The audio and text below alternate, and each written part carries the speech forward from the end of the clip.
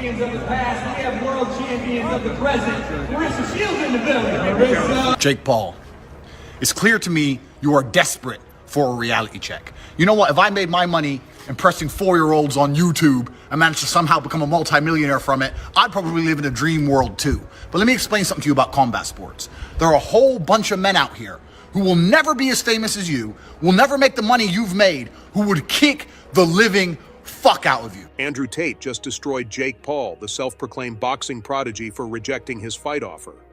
For a guy who prides himself on taking on anyone, anytime, Jake seems to have developed a sudden and suspicious case of stage fright when it comes to Andrew Tate. And Tate? He's not holding back. According to Tate, the problem child seems to have turned into the avoidance expert. And let's be honest, it's not like Jake's calendar is packed with real challenges. After all, cherry-picking his opponents has been his signature move. Clown on the fucking internet. If you want to fight and you want to send a contract, send one to me. I will take a few weeks break from living my retired life to kick the living fuck out of a fucking goofy, fucking entitled dickhead like you. You know my name, Andrew Tate. Of course, this isn't the first time Jake's bravado has clashed with reality. Remember his open challenge to Conor McGregor? That went nowhere. And his beef with Sean Strickland? Another hollow flex. Tate made it clear, Jake thrives on headlines, not hard fights. Me versus Andrew Tate. Wow. But here we are, so we could talk about that side note announcement. And please go watch the episode. Hold on a second. What you mean you versus Andrew Tate? Because no, I'm not saying a fight. I'm saying like our back and forth. He talks shit about me and like says he wants to beat my ass or can beat my ass and all this stuff. I think there's a better fight to make. I am so excited about this fight. Andrew Tate has been training with the material. Andrew Tate has long been critical of this approach, and rejecting a fight with him only gave Tate more ammunition. Tate mocked Jake's excuses from the terms weren't right to vague claims about career strategy. Tate, never one to mince words, labeled these excuses as nothing more than fear wrapped in PR jargon. According to Tate, Jake's entire career is built on avoiding real competition. And it's hard to argue with him when you look at the facts. If my brother doesn't fuck you up, I will. And it has to go down. But I don't think he gets in the ring with one of us. Jake's reluctance becomes even more glaring when you consider his upcoming fight with Mike Tyson. Yes, Tyson is a legend, a name that will undoubtedly sell pay-per-view subscriptions by the millions. But Tyson is also 57 years old. For all his greatness, his prime is decades behind him, and any matchup with Jake will feel more like an exhibition than a true contest. Tate didn't hold back on this point either. He questioned how Jake could claim to be a disruptor in boxing while choosing to fight someone who's closer to collecting Social Security than competing at an elite level. This is the hardest sport in the world, and people dedicate their lives to this, and most of them never get a payday. It never pays off for the majority of fighters, all of which would fuck you up. I'm one of the lucky ones. I made a little bit of money. I don't have 50 million to bet with you, but I do have 3 million to bet with you. So this is your offer. $3 million. You put 3. It's not just the Tyson fight that has people talking, it's the pattern. Jake has a history of challenging high-profile names without following through. Conor McGregor? Nothing came of it. Sean Strickland? Another flashy call-out that went nowhere. Jake's tactics are clear. Talk big, generate buzz, but never actually step into the ring with someone who poses a real threat. Andrew Tate has called Jake out repeatedly. And unlike some of Jake's other potential opponents, Tate is both willing and qualified to fight.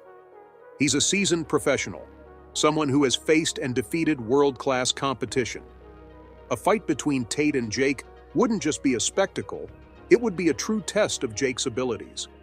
But instead of seizing the opportunity, Jake has chosen to stick to the safety of hand-picked opponents. I will fight you any day of the fucking week. This isn't just about Andrew Tate's frustration with Jake. It's about what Jake's actions mean for his legacy. Jake loves to portray himself as a disruptor, someone who's changing the game. But actions speak louder than words, and rejecting fights with legitimate contenders like Tate undermines that narrative. Instead of revolutionizing boxing, Jake seems more interested in turning it into a reality TV show where he controls the script. And the fans are catching on. Social media has been ablaze with criticism of Jake's decision to duck Tate. The public is starting to see through the carefully crafted image, realizing that Jake's rise in boxing has been less about skill and more about spectacle. Andrew Tate, on the other hand, has only gained respect for his willingness to call out the hypocrisy and challenge Jake directly.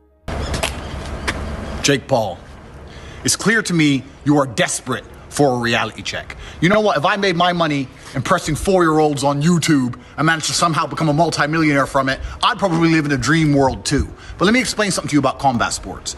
There are a whole bunch of men out here who will never be as famous as you, will never make the money you've made, who would kick the living fuck out of you. This is the hardest sport in the world, and people dedicate their lives to this, and most of them never get a payday. It never pays off for the majority of fighters, all of which would fuck you up. This whole saga highlights a deeper issue in the world of boxing.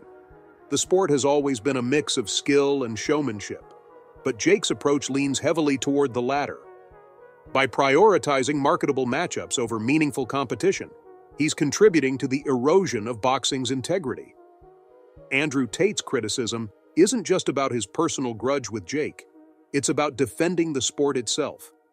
What makes this situation even more frustrating is that a fight between Jake and Tate would have been a blockbuster event. The build-up alone would have been worth watching, with both men known for their charisma and ability to hype a fight. More importantly, it would have been an opportunity for Jake to prove himself against a real fighter. Instead, Jake's rejection sends a clear message. He's not ready for that level of competition. Andrew Tate isn't letting this go quietly, and why should he? Jake's decision to reject the fight isn't just a missed opportunity for both men. It's a clear indication of where Jake's priorities lie. For all his talk about wanting to be taken seriously as a boxer, his actions suggest otherwise. And let's not forget, this isn't the first time Jake's bravado has collided with reality. His career is filled with moments where his words have outpaced his actions. Whether it's challenging McGregor or teasing a fight with Tyson, Jake has a knack for generating buzz without delivering on the promise. I think you're focused on boxing boxers, people that are in the space that you reside. Jake, I know he's been talking shit about you, bro. Yeah. But with your blessing, can I beat the shit out of Andrew fucking Tate? 100%. But this time it feels different. By rejecting a fight with Andrew Tate, Jake isn't just dodging another opponent, he's dodging a chance to prove himself, and the public knows it. Tate's relentless criticism has only amplified the scrutiny Jake is facing, making it harder for him to hide behind excuses. Now compare that to Andrew Tate's offer. Here's a man with multiple kickboxing world championships under his belt, someone who has fought at a professional level against legitimate competitors. This wouldn't be a fight against a retired athlete or an influencer learning to box. This would be a fight against someone who could expose any weaknesses Jake might have. But let's say he would call you to fight. Would you take it? Yeah, I mean, Jake and I actually talk. He's an all right guy. There was a time we were talking about fighting each other, and I think if this arrest didn't happen, it probably would have come to fruition. We'll see what happens in the future. Jake's refusal comes at an interesting time, considering his widely publicized upcoming fight with Mike Tyson. Yes, Tyson is a name that carries massive weight in the boxing world. He's a legend, a household name, and someone who's still capable of generating buzz for any event. But let's not ignore the glaring reality. Tyson is 57 years old. While he remains in excellent shape, he's far from the ferocious fighter who ruled the heavyweight division decades ago. Fighting Tyson is a spectacle, not a statement. It's a fight that guarantees headlines, pay-per-view sales, and social media buzz. But does it prove anything about Jake's skills as a boxer? Not really. Andrew Tate was quick to point out the irony. Jake is willing to step into the ring with someone nearly 3 decades older than him, but avoids a fighter in his prime who's eager to face him. This isn't just about the Mike Tyson fight, or even the rejected match with Tate. It's about a pattern that has defined Jake's career. Time and time again, Jake has chosen opponents who present the least risk while offering the most attention. Call it smart business or calculated marketing, but it's far from what fans expect from someone claiming to be a serious boxer. And fans are beginning to notice. Social media is buzzing with criticism of Jake's refusal to fight Tate. Many are calling out the hypocrisy of Jake's public persona versus his private actions.